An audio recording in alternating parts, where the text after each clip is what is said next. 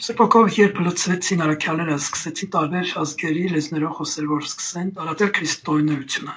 Մենք էլ ենք անում։ Իսկ առաքելական եկեղեցին հիմք ունի քրիստոնեական, բայց ավետարանիչներ չունի, դեռ ավետարանող տարբեր երկրներ։ Իսկ առաքյալները ունեն ավետարանական հիմք, ավետարանող բակ ունեն։ Եվ անգամ Հնդկաստան են հասել, Հայաստան են հասել, Հայաստան հայերեն չիմանալով, Հնդկաստան են հասել, հնդկերեն չիմանալով, բայց տարածել են ավետարանը թեկուզ այդ այլ լեզուներով, այդ շնորհով նրանք մատուցել են ավետարանը։ Եվ Աստծո հոգին է կատարել։ Հիմա ես Հայաստանում եմ, իմաստ չունի, ես ինչ լեզվով խոսեմ, որ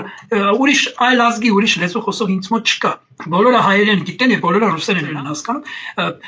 Այլ լեզուն ինչ իմաստ ունի, որ խոսի չեն ռուսերեն թե հայերեն։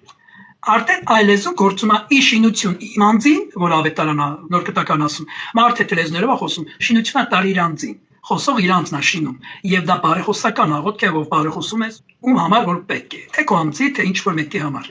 եւ գոհուչվել է մատուցում, փառաբանությունն է մատուցում այլ լեզու,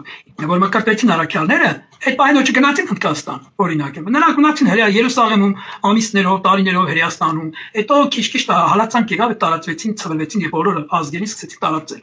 Նոր այդ վաղը պետք է կավետ տեխնիկական լեզուն այն ժամանակ միջազգային լեզու էր համարում եւ շատ շատերը հունարեն գիտեին, ինչպես մեզ մոտ ռուսերենը կամ անգլերենը։ Տեղեկացված էին արդեն այդ լեզվի հետ եւ հասկանում էին։ Եվ ինչին հայեր կան որ շատ լավ ռուսերեն չգիտեն, բայց Ռուսաստանում ավետարանում են։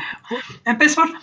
միջազգային լեզուն հունական է եւ նրան սակայն այլ լեզուներով աղոթելը դա արդեն իմ անձն է շինում։ Ես լցվում եմ Սուրբ Հոգու ներկայությամբ։ Ու պարտադիր չէ ուրիշ երկրում լինել, եթե պետք է լինի, այդ ներսի օծությունը Սուրբ Հոգին, որի ներսում է, կարա եկալ երկրի լեզու խոսա եւ ավետարանի նրան։ Այնպես որ զարմանալու չի եւ դա այդպես է։